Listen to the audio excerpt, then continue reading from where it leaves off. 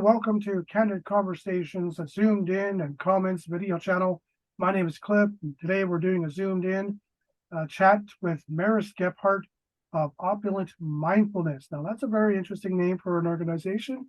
We're going to find out what she does and basically talk about something that I found very interesting when I came across her material with respect to the workplace.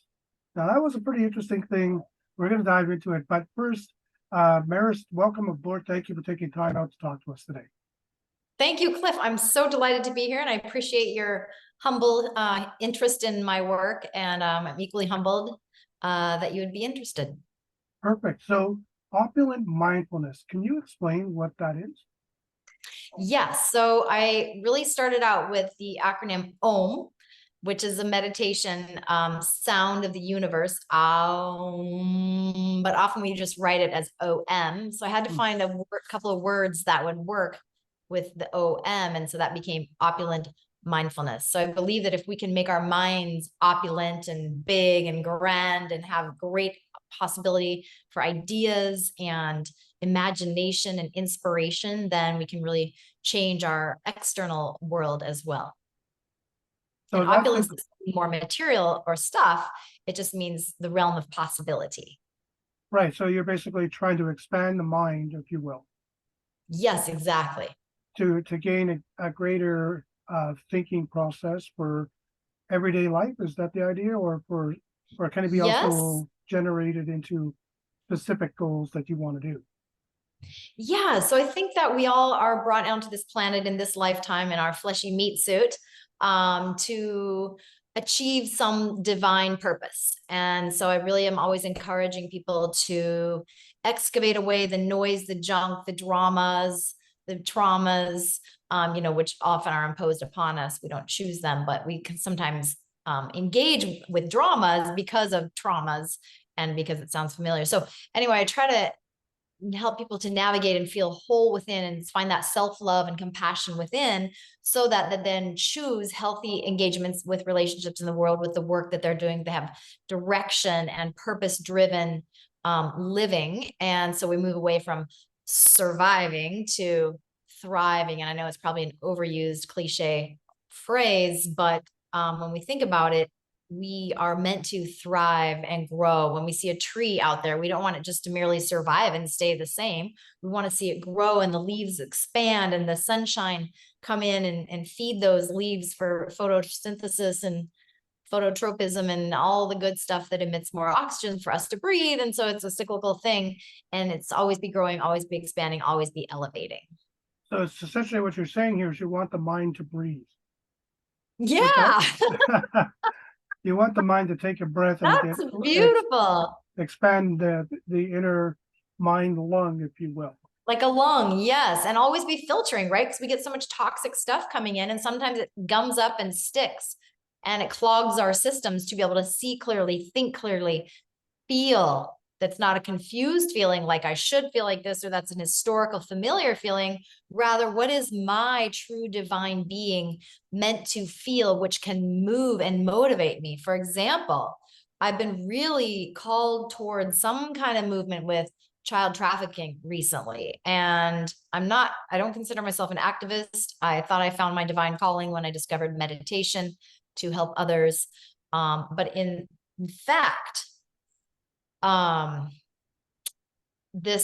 getting signs and input in my world. And I was challenged by a friend of mine who's West Bengali and a victim of child marriage. She said, you need to check yourself for your white supremacy savior complex and make sure you have healed your own childhood wounds. Maybe that's where this is coming from. And I thought to myself, and respected her challenge, and I do come from my own culture and my own beliefs and my own upbringing and my own world. And that's all we know is our own experience, and to speak our own truth from that place. I wouldn't dare impose my beliefs on another. But what is happening is, yes, I've healed my own childhood traumas, and I still have the fleshy meat suit that feels, and thank goodness it feels, so that I can be compelled and moved to help another in need. So that's where all of this comes from. It's basically expanding your mind, opening up, new ideas come in, And basically Yes. you do that through meditation. Is that the principal goal? Yes. And we have the body and we have the mind, and it's the awareness of the connection of the two, right? In my mind, I have awareness of how I'm feeling. And now that synthesis is propelling me in a certain direction. I see. So Yeah. now the reason I kind of sought you out was because you mentioned this as a business uh, tool for people in the world of work. Like I work in a call center. How would you apply Oh something? my. How would you That's apply gotta be something like stressful. it is? It kind of is very stressful. How would you bring that into a place like a call center environment? How would you bring your ideas in and share that with people like an operations manager or a team lead Hmm. to help their Hmm. advisors or in any other work environment? What's the first step? Well, just in my minimal experience with you, Cliff, I would see that you are a really good listener and you're curious and you're holding space to ask people and then listen. And Mhm. that is a beautiful, beautiful gift that not many have. And so, in our work setting, wherever we are and whatever line of work we're doing, if we can tap into our own gifts and human nature, then we can meet people where they are, coming from heart place instead of head and ego place.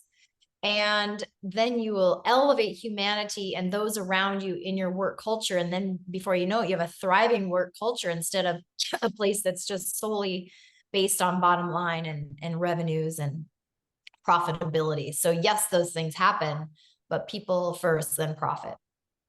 So that's the goal is people first, then the profit. Does it take a lot of convincing to get people in the world of business, particularly, to kind of see that, or do you find how do you find that challenge? You're exactly right. So I really aim to work with companies that are people first and culture first, and they recognize that happy employees are going to impact the bottom line. And while it might be an initiative to have a better business, all business is better when they are value based and they have a mission to help the population. So even I was invited to speak at 1% for the Planet. They have an annual conference, and 1% for the Planet was a baby born of Patagonia. And Patagonia is a clothing company and products company. And of course, they do better when they sell more stuff. And yet they have initiatives to just buy one product per year. So they try to make their quality products so good that you only need to buy one per year. And in the end, it works. And so the 1% is for companies who give 1% of their profits to other companies who are looking for money to do their good work in the world. So anyway, all that to say, there are companies out there who take a deep breath and say, okay, we're going to dare to practice our beliefs and still succeed. Hmm. So once you've got uh, inside of a company and you're now talking to leaders and you say, okay, I've got a program that might work for your staff members, you go from there and you build it. What kinds of things do you bring to the front line staffer that they can do to help, as you point out, expand the mind so that Mhm. more better breadth of mind can be had for that Right. person? Right. So if I can make this moment rich and sensational and experiential and expansive and exciting and comfortable and soothing and calming and alive and alert in this moment, then that informs my next moment. And in that moment, I'm also, what can I sense? What can I notice? What can I tune in about myself? What can I learn? What can I ask about who am I? Who am I? Who am I? And then I take that knowledge into my next moment. So we begin to string together moments and moments and moments and moments. And when we are in our right body, in our right skin, in our right frame of mind and heart, then that helps to guide us where I should go, what I should do with my day, how I should behave in relationships, what I should shake off and what I should really, begin to change or remove myself from or suggest to others as I express myself being me. So I really aim to just connect with the individuals at their human level and the human condition, and have them honor themselves, Mm-hmm. and to be vulnerable with that honoring and expression and self-knowledge. I love this idea that to know thyself. So I might know that I like, silk tops or flowers or ghee or, home cooked things or plants. And I might know that, but to know thyself, and I might know like how my gut reacts when I see someone hurting or a baby crying, and I know myself in that way. But what if I encounter a situation where I've never been before? How will I be? I don't know until I'm in that situation, where in that moment I need to tap into my knowing. Who am I? And so then I will execute or act upon and behave in a way that's in alignment with knowing who I am. And so we don't have to know all the things about ourselves, but we need to be tuned in enough with that awareness of the bodily feedback, the sensations, the loops. And I'm getting shortness of breath. My mouth is dry. My heart is beating. My stomach feels sick. My skin, all the blood is drained from my face. That's a stress moment. And if I know myself in that moment, then I'll know that, okay, this isn't safe and healthy for me.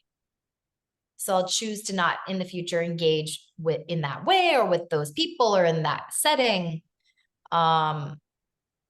And then I begin to inch out my exposure to the negative stress inducing experiences, and begin instead to flood my system with those moments of contentedness, joy, simplicity, self-soothing, breathing, noticing, guiding, resting. So when you ask what are we going to do, lots of my work is revolving around breathing, journaling, visualizing, feeling softness in the body, finally just going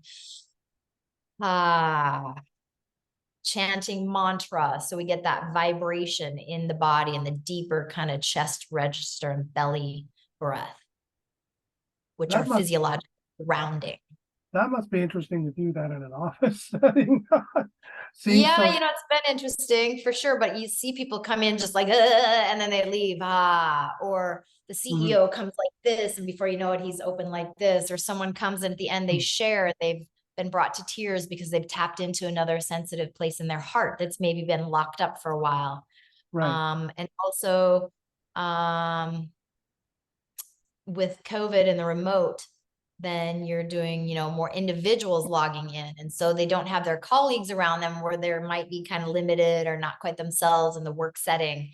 People are a lot more honest online when they're in the comfort of their own home, more vulnerable, more authentic. And so I think we're getting kind of a new human in the work setting, actually. A new Yeah, the humanization work setting of, has definitely yeah, changed. Yeah, that's interesting. And so yeah, basically, what you're doing is you're giving them tools and ideas to basically go forward and expand the mind through, as yeah. you mentioned, chants, mantras, breathing Mm-hmm, exercises, and the like. mm-hmm, And mm-hmm. it sounds like it really pays off quite well, because then you have a calmer, more reflective, Mm-hmm. more collaborative workforce, from what I'm hearing. Yes.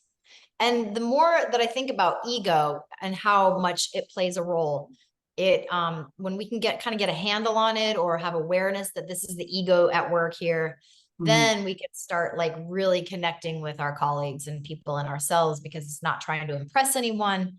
You're not trying to win. And to disarm yourself seems really scary and vulnerable, because now there's room for someone to just come in and like stab you in the heart. But in fact, when you keep your heart soft and open, so much work and thought and reading I've done around this, then you don't need to actively spend energy resisting or avoiding or in fear of this could happen. Instead, you just are prepared and ready and able, because you have the tools to self-soothe and reassure and drop into your own beauty and love, and this divine being that you are, connecting with that energy instead. That sounds pretty There's kind of an interesting. interesting Yeah. Amazon commercial right now. I was kind of surprised. There's an Amazon commercial where there's a guy, a security guard, who works all through the night, and he's kind of bored, and he opens up his sandwich, and he's bored with this plain, same old sandwich he eats night after night. And so then all of a sudden he saw someone with a cook doing some cooking. And so Mhm. he's like, oh, I'll order while I'm here at work. I'll order a skillet for home. And then he orders this rolling pin. And then he starts decorating and designing his food and like coming up with all these beautiful creations because he had time and inspiration. And he knew there was something different for him that was more heartfelt or artistic or creative for his being, something different, his gift to offer. And so then before you know it, he's doing all these amazing creations. And then one night he's walking to work and on a building, he notices a job opening for a chef. And so he's like, huh. And now he's refound his new purpose, if you will, his new like creative outlet or a chance for his gifts to be showcased. And that's sometimes the risk of me doing meditation at a company. Someone might discover that this line of work isn't for them. And that's all okay because the company should have only people there who are aligned with their purpose, and people should not be doing work that isn't also aligned with their own purpose. So it's mutually beneficial to kind of shift, tweak, readjust, and really kind of get people in the right places. So how does a company get started doing all of this? What do they do? How do you start that process? Yeah, so I love talking to someone who is at a company and they might be in charge of coordinating a guest speaker. I like to do all hands meetings, maybe just a brief 10-minute meditation opener, or if there's a product launch or there are offsite executive summits, management meetings, lunch and learns, wellness week, or mental health awareness month. Any and all of these opportunities for one-offs. As well, I do online meditation every day, and people can subscribe to my platform and log in and take a 30-minute meditation whenever it works for them in their schedule. So it sounds like it's online, in person, and you tailor at times whatever needs for the company that need to be tailored to, correct? Yep. So however long they want, whatever time and day they want, I'm happy to go on site. I actually love it and prefer it. The energy is good for me. And so that's a better place for them to have an experience. And then, yes, for sure, content can be tailored, whatever they're focusing on. Right now, I think trauma has been recently this week noted as the most popular mental diagnosis. So we're going to be shifting to do some more trauma-informed meditation. Oh, that's pretty interesting.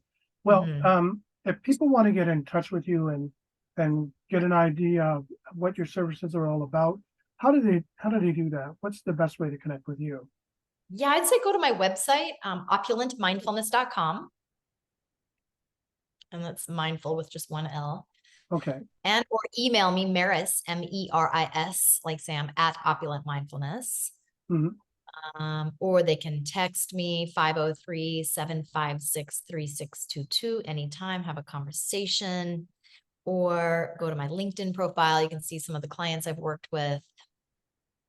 So I do private work, lifestyle consulting, one-on-ones, or group sessions, or one-off presentations. Well, it's been pretty interesting to have this little chat. I know that you've got a lot on the go today, and I appreciate you taking the time to come in and chat with us here. I'll make sure to get, so I'll make sure this gets up on our YouTube channel. That is Candid Conversations, Comments, and Zoomed In. And basically, Meris, it's been a pleasure. I really thank you very much for taking the time. Thank you, Cliff. I'm just absolutely honored and humbled by your beautiful presence and your inquisitive nature. So it's a beautiful gift. You're an angel. And also I'm going to start using your thing, like the breathing brain and the mind as a lung. So that's good stuff.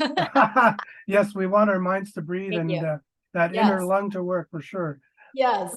Perfect. Once again, thanks a lot. Really appreciate it. Thank you. Thank you.